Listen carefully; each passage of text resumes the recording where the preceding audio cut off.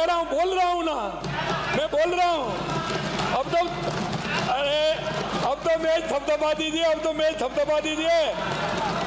हरिभाई जी अभी हरिभाई जी हाथ कर रहे हैं, मैच भी थपथपाइए अभी। हाँ देखिए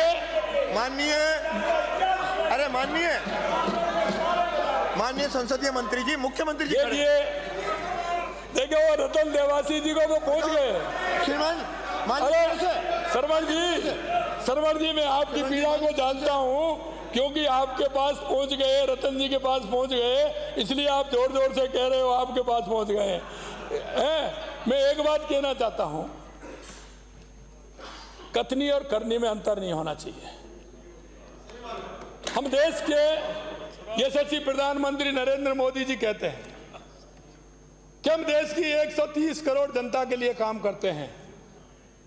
हम नरेंद्र मोदी जी की प्रेरणा से हम राजस्थान की 8 करोड़ जनता के लिए काम करते हैं। अब भी ताली बजाने में जोर पड़ रहा है क्या?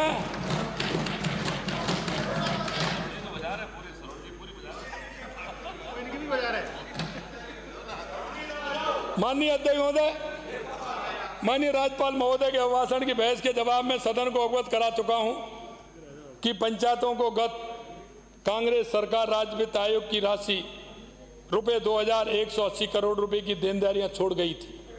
आप देख लेना कितना हो रहा है। हमने उक्त देनदारी 2180 करोड़ रुपए सहित 4000 करोड़ रुपए से अधिक का भुगतान हमारी सरकार आने के बाद पंचायत राज संस्थाओं को जारी किया है। माननीय अध्यक्ष महोदय, हम बार बार प्रतिपक्ष को आना दिखा रहे हैं, किंतु यह है कि अपने गरेबान में झांकते तक नहीं, अपने गरेबान में झांकते तक नहीं। अरे देख तो लो भाई, ये आप वहां पूछ करके तो देखो, आपका पैसा वहां पहुंच गया, प्रस्ताव नहीं देंगे तो आपके घर थोड़ी लेने आएगा।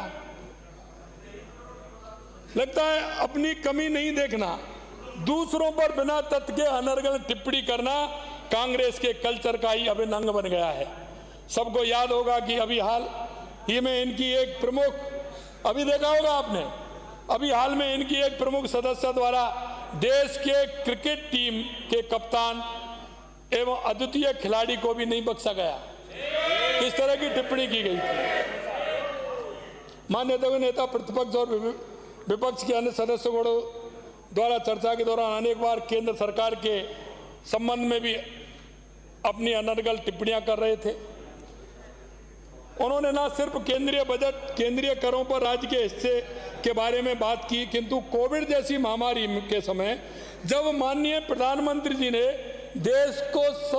देश को संभालने के साथ साथ मानवता की दृष्टि से 100 से अधिक देशों को भी सहायता उपलब्ध कराई थी, 100 से ज्यादा देशों को सहायता उपलब्ध कराई थी, उस कालखंड की भी विपक्ष की माननीय सदस्यों ने तारीफ करना तो दूर, उसकी आलोचना ही कर डाली।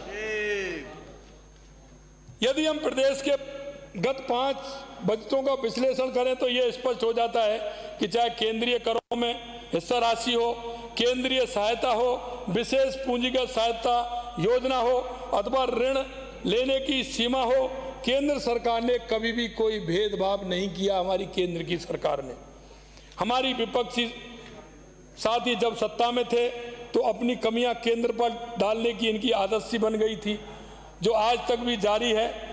इन पर तो कहावत सटीक बैठती है कि नाच ना जाने।